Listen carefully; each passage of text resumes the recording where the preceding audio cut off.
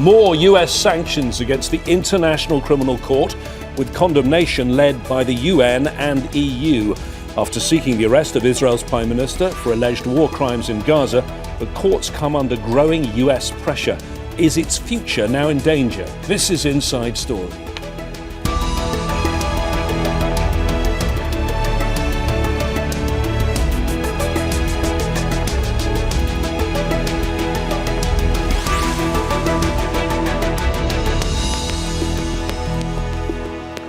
Hello, I'm James Bays. Yet more sanctions against the International Criminal Court, part of what the Trump administration has declared a campaign to dismantle the world judicial body.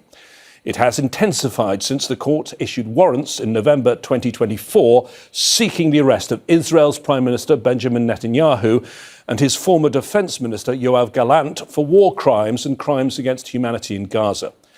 There's been international condemnation of the latest US sanctions, with the UN and the EU defending the ICC and its work. The US has never signed up to the court set up 24 years ago to enable the prosecution of individuals for war crimes. So why is the Trump administration seeking to destroy the ICC? Is its future under real threat? And what will others like the EU and UN do to defend it? We'll discuss all of this with our panel of guests in a moment, but first this report from Alexandra Byers. The Trump administration has imposed new sanctions on senior officials of the International Criminal Court, targeting ICC President Tomoko Akane and senior trial lawyer Abdoulaye Say. The sanctions freeze any of their assets under U.S. jurisdiction and bar them from any U.S. businesses. Secretary of State Marco Rubio made the announcement on social media, saying it was part of his mission to protect Americans from what he called a sham of a court. The International Criminal Court is an illegitimate international organization that, frankly, illegitimate. They've made themselves illegitimate because they claim that even if you're not a member of that court, they can come after you. The ICC was established in 2002 as the first and only international court that can prosecute individuals rather than states or organizations for the 4 crimes of genocide, crimes against humanity, war crimes, and the crime of aggression.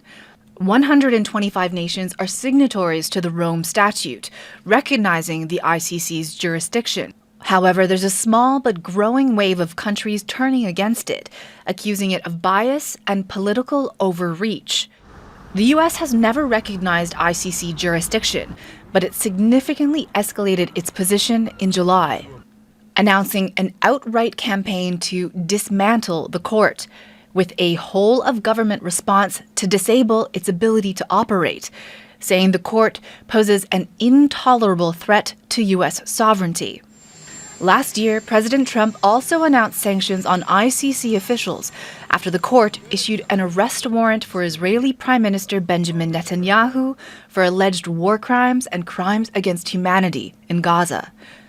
Netanyahu welcomed the latest moves, calling the ICC a kangaroo court that abuses its power under the guise of international law, and commended Secretary Rubio's campaign against what he called the court's illegitimate overreach. The ICC has strongly condemned the sanctions as a flagrant attack against its independence, warning that when judicial actors are threatened for applying the law, it is the international legal order itself that is placed at risk. It says it remains undeterred and stands firmly behind its personnel and behind the victims of unimaginable atrocities. Criticism of the sanctions is growing, the UN's human rights chief calling the move unacceptable and urging countries to protect court officials, and the European Commission president saying the court must be allowed to work without external pressure. But there's no denying the U.S. is having a chilling effect. To date, 9 of the 18 judges, 2 deputy prosecutors, the former prosecutor, and 1 staff member have been sanctioned. And Washington's threatened increased scrutiny on any countries that don't join it in rejecting the court's authority. Alexandra Byers, Al Jazeera for Inside Story. So, international justice in the spotlight on today's Inside Story. Let's discuss this further with our guests who are joining us today. From Canterbury in the UK, Geoffrey Nice, a human rights lawyer who's worked on cases at the International Criminal Court. We have Greg Swenson, chairman of Republicans Overseas UK. Today, he's joining us from Chicago. And from New York, Kenneth Roth, a visiting professor at Princeton University and former executive director of Human Rights Watch. So, Geoffrey Nice, let me start with you. Tell us what has happened, these latest steps, because it's not the first sanctions against officials and judges at the International Criminal Court, but the US has upped the ante and they're even now sanctioning the president of the court. Yes, this is an extension of sanctions which are very serious. In effect, they can freeze assets of any of the people sanctioned in America. They can interfere with the passage of money by credit cards and so on for people who hold accounts that go through America in one way or another, and they can restrict their travel. People who have been sanctioned have left the court for fear, understandable fear, of the consequences for them or for their families of these sanctions. So this is a broad and very damaging action by America on those who are serving the interests of justice. Ken Roth, I've seen an account of one of the judges who actually was sanctioned a year ago, Kimberly Prost. She is a Canadian judge. She said within hours of the sanction, Amazon cancelled her accounts, Google followed, then the banks, then all her credit cards stopped working. She couldn't travel anywhere because in the modern world you need your card. These are judges on one of the top courts in the world being treated as if they were criminals. That's correct. These kinds of financial sanctions are really designed for corrupt or abusive officials who are somehow beyond the law. But here, Trump and Marco Rubio, the Secretary of State, are using the sanctions to attack people who are trying to uphold the rule of law, who are trying to bring some of the world's, alleged most heinous criminals to justice. So this is a complete perversion of the system. And it imposes a sort of financial death on people because, it's not just their connections to the United States that are sanctioned. Because all banks worry about or need access to the US dollar, they need access to the US banking system, they freeze out these individuals as well. So as you note, suddenly these court officials, the judges, the prosecutors, their credit cards don't work. They don't have access to their bank accounts. They basically are forced into a kind of a cash economy where the world doesn't work that way. So this is a real hardship that is imposed on judicial and prosecutorial officials just for doing their job, just for trying to prosecute war criminals and others responsible for crimes against humanity and genocide. Greg, what do you make of that? These are people who are trying to bring the worst abuses on the planet to justice, and they themselves are being targeted. Yeah, I think the president is probably just being a little more aggressive. It's same with Secretary of State Marco Rubio. They're pretty consistent in their views with President Obama and President Biden in the past. And so, it's just that the Obama and Biden administrations chose not to do anything about it. Although Secretary of State Anthony Blinken, who was Joe Biden's Secretary of State, he said he was open to sanctions. They never got around to executing them. So, I think what's changed, what's new, is maybe it was the war crimes accusations against American commanders in Afghanistan. That was from Fatou Bensouda a few years ago from Gambia. Marco Rubio's view is we are not going to outsource the U.S. justice system to a supranational that we aren't participating with anyway. So it's really not new. And I think, again, President Obama was very critical of the ICC. That's why he didn't even suggest it to the Senate, to get approved. And Joe Biden was even more critical of it, especially when they started to become really hostile to Benjamin Netanyahu. Do you agree with that, Geoffrey Nice, that assessment of the US history with the court? Because the US has in the past worked with the court. It's tolerated the court. It even voted at the UN Security Council to refer a case to the court in the past. It is entirely consistent with America's position since the First World War.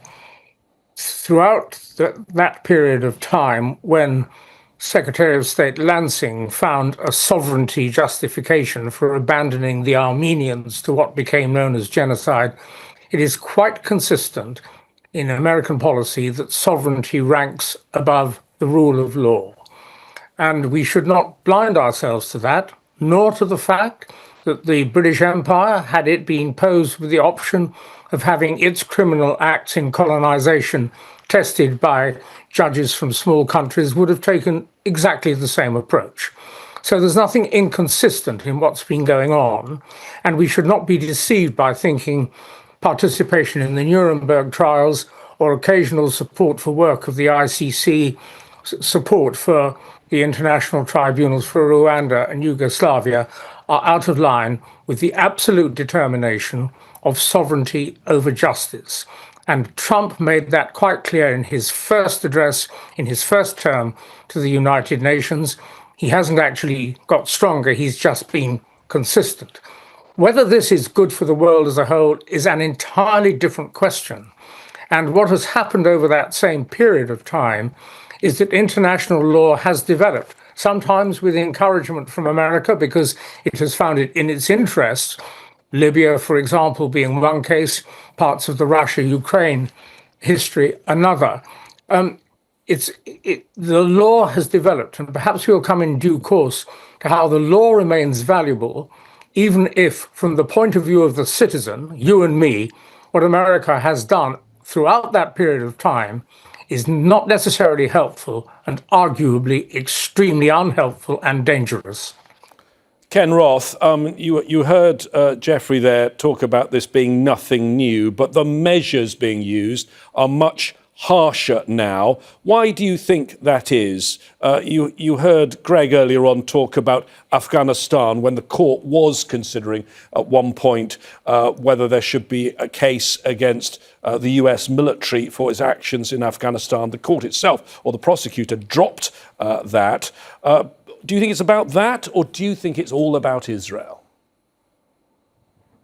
James, let me first just differ a bit with my colleagues here. The U.S. government has not been fully consistent here. And let me take a step backwards, if I could, and explain what this is really about. The court, in essence, has two ways to secure jurisdiction over an alleged crime. One is by virtue of the nationality of the accused. So if a government signs on to the court, it's accepting jurisdiction over all of its nationals. That's not really in dispute here. The U.S. hasn't joined the court, so, by virtue of that nationality type jurisdiction, the court cannot go after Americans. But there's another route to jurisdiction, which is when a government signs on to the court, it gives the court jurisdiction over any crime committed on its territory, regardless of the nationality of the perpetrator. That so-called territorial jurisdiction should not be controversial. I mean, if I, an American citizen, murder somebody on the streets of London, is this an affront to American sovereignty if the British government prosecutes me? Obviously not. But suddenly, for the Trump administration, it becomes, a huge violation of American sovereignty if the British government or anybody else were to delegate that territorial jurisdiction to the International Criminal Court. That makes no sense at all. And Ken, coming back to my question, Israel is covered by that as well? Yes. In other words, where the U.S. objected initially, it was because the prior ICC prosecutor was going to investigate possibly U.S. torture under the George W. Bush administration in Afghanistan. Afghanistan was a party to the court, so it had jurisdiction. Similarly, with Israel, while Israel is not a member of the court, Palestine is. And so therefore, any Israeli crime committed in Gaza or the West Bank, the court does have jurisdiction over that. Now, on the question of consistency, the U.S. government has not been consistent. Back in Rome in 1998 at the diplomatic conference founding the ICC, then the government did object to territorial jurisdiction. It lost overwhelmingly by a vote of 120-7. That was the U.S. position for many years until the court charged Vladimir Putin. Russia is not a member of the court. Ukraine is. the court had jurisdiction over Putin by virtue of this territorial jurisdiction. And Joe Biden said it was justified. Even the Republicans, Lindsey Graham, the late Republican senator, a foreign policy leader, pushed through the Senate a unanimous resolution supporting the court. So suddenly there was no problem with territorial jurisdiction when it went after a U.S. adversary. But when that same territorial jurisdiction was then used to go against Netanyahu, suddenly it became anathema. And so, when Marco Rubio talks about this being a threat to American sovereignty, I mean, that's crazy. It is not a threat to American sovereignty to pursue an American war criminal on the territory of an ICC member. It is only a threat to the American prerogative to commit war crimes any place in the world with impunity. That is not something that anybody should support. Greg, I mean, there may be something that's changed in the last month or so. As you all have explained to me, the US has not liked this court for a very long time and has tried to weaken it and make sure it had no ability to bring Americans to the court. But the language of Marco Rubio has changed. We will dismantle the ICC brick by brick if necessary. They wanted to weaken it in the past. They want to destroy it now. If they destroy it, who in the world is going to deal with those cases of genocide, crimes against humanity, war crimes and crimes of aggression?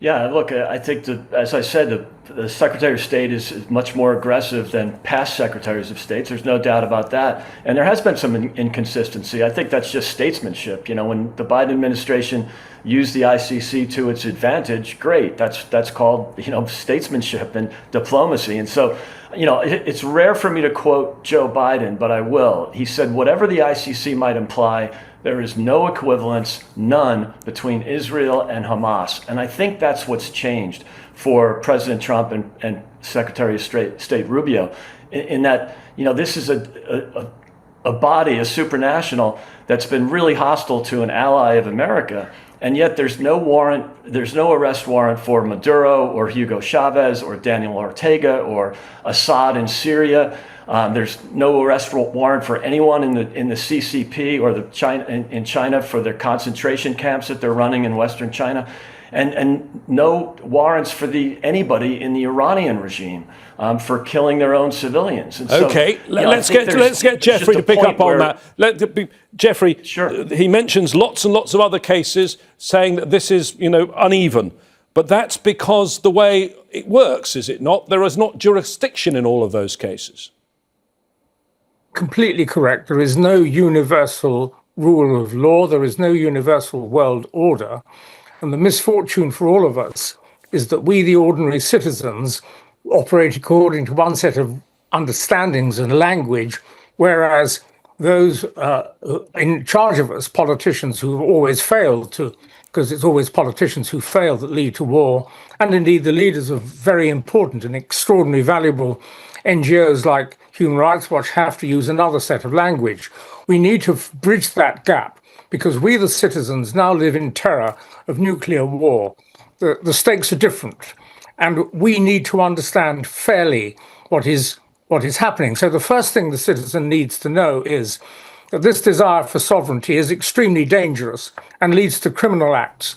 And allows criminal acts. There's criminal acts by America, for example, in relation to Iran, supporting criminal acts, as many would say, in respect of Netanyahu, but hiding under the guise that they obey a law which they do not obey.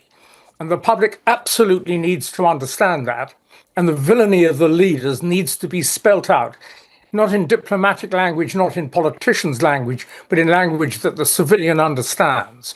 Because the civilian, who even in so-called democracies wants to do something, needs to know what to do, who to vote in, who to vote out. And at the moment, we don't have that choice because of this disturbance of language. If the citizen understands what can be done, then the citizen, through their politicians, if they are helpful, needs to turn to how the law can be used. Forget America and its desire for sovereignty. That was inevitable. It's consistent. I don't disagree at all with Mr. Roth's analysis of the situation. My point is that the underlying motivation is sovereignty and a return to sovereign state status where countries can go out and commit war on whoever they like. We've got to get the public to understand that that's what's at root, and then to find a way of getting the existing law, which develops and cannot be reversed by America or Russia or China or Israel, how we can apply that to bring some prospects of a better future and not Armageddon, which unfortunately some people think is possible.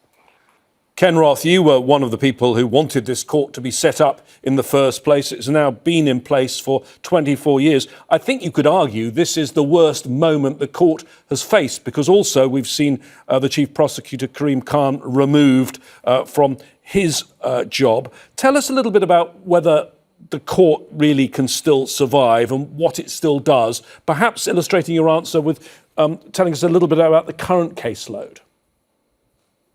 Well, I mean, yes, the court is going to survive. I think it's important to recognize that the court is much more than Karim Khan, the former chief prosecutor, who was, properly ousted for sexual misconduct. There was a whole team behind him pursuing a bunch of important cases. Now, I do want to address these straw man arguments. I mean, of course, I'd love to see prosecution of China for its persecution of the Uyghurs, or Iran for executing, protesters, or Assad for mass murder in Syria. But the court has no jurisdiction there because those countries never joined the court.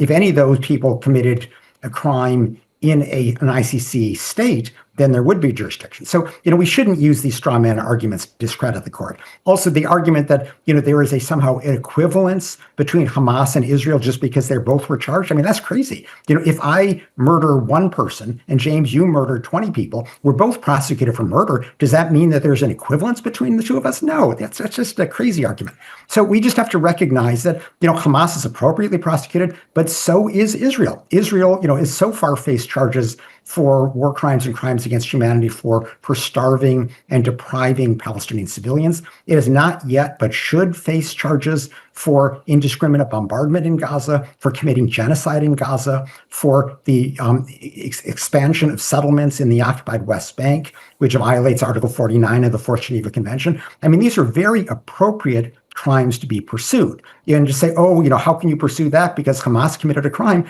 That's not justice. That's just trying to make excuses for Netanyahu.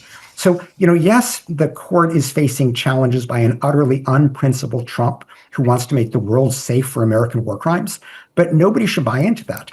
And, I think the good news is that even though Marco Rubio talks about, this global campaign to get governments to withdraw from the court, so far he has succeeded in getting 2 out of 125 governments to withdraw. One is Venezuela, which has become an American vassal state after the removal of Nicolas Maduro. The other was Chad, where it received significant military aid, and the Chadian government itself was worried about being prosecuted for aiding and abetting the war crime, or the genocide, really, in the Darfur region of Sudan next door. So, so far, the withdrawal of 2 governments at U.S. urging is not the end of the court. The court is doing extraordinarily important work in many of the most serious situations around the world, including Ukraine, which is something the U.S. supported until they realized it also applied to Netanyahu. And it's going to continue. I would like to see the European Union defend the court more strongly. The European Union has something called a blocking statute, which would essentially negate U.S. sanctions, allow European banks to continue servicing ICC personnel. But the EU has not yet invoked its blocking statute. Why is that, Ken? Are they scared of Trump? Why have they not used? They've got the mechanism there. Why are they not using it? Yeah, I mean, the European Union and more particularly European banks, and I think particularly Dutch banks, because the ICC is located in The Hague in the Netherlands, they are worried about retaliation from Trump. And at some point you've got to say, okay, what's more important, bank profits or the prospect of justice for the world's worst atrocities around the world? The European Union is still, sitting on its behind, not using this obvious tool to fight back. It puts out nice little statements. Oh, we're so concerned. We deeply regret, whatever. That's not going to move Trump. The one tool that Europe has is this blocking statute, and it has not yet invoked it to defend the ICC. Okay, let me bring in Geoffrey again. If I could bring in Geoffrey again. Do you think the ICC can survive? Ken was very clear there. He didn't think that it was completely under threat right now and that it would survive. Do you share his optimism? Yes, I do, and pretty much for the same reasons, but slightly differently expressed. The voters of countries that have seen their leaders kowtow to and cruel to Trump and act in fear of China and Russia will not tolerate their elected governments abandoning the only ray of hope they have against being fed by their own governments into the killing machines of war. And therefore their governments will not abandon the International Criminal Court, no more than they would abandon the International Court of Justice, because their electors would not tolerate it.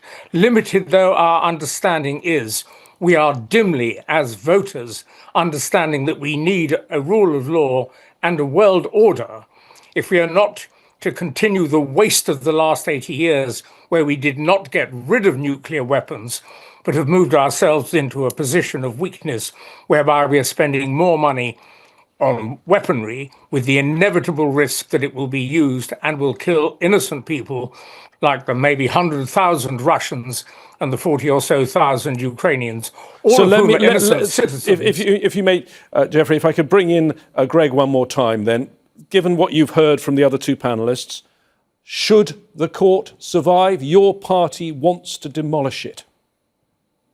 Yeah, I think the court served some good purposes over the last decades. And it's a shame that they sort of went overboard with being aggressive against the United States and being overly aggressive against Israel. And I think that's where the times have changed a bit, and granted, again, the president is relatively consistent with Presidents Obama and Biden, but the times have changed, and that started, after October 7th when the ICC has been, issued the arrest warrant for Netanyahu, when Israel, by most measures, has used more precautions to protect civilians in Gaza than any military in history. And you can look to the West Point Urban War Institute for that. John Spencer has done some really good analysis on that. So I think that the hostility to Israel is probably the biggest difference now versus 10 years ago. Well, I can see Ken Roth does not agree with you, but we don't have time for him to respond on this programme. Thank you so much to our guests today, Geoffrey Nice, Greg Swenson and Kenneth Roth. If you missed any of our discussion, you can see the programme again at any time at our website, aljazeera.com. We'd like to get your views too. Go to our Facebook page, that's facebook.com/AJ Inside Story. Or alternatively, you can contact us on X. There we are, at AJ Inside Story. For now, that's it from all the team here and from me, James Bays. Stay right where you are, though. Al Jazeera's coverage from around the world continues in just a moment.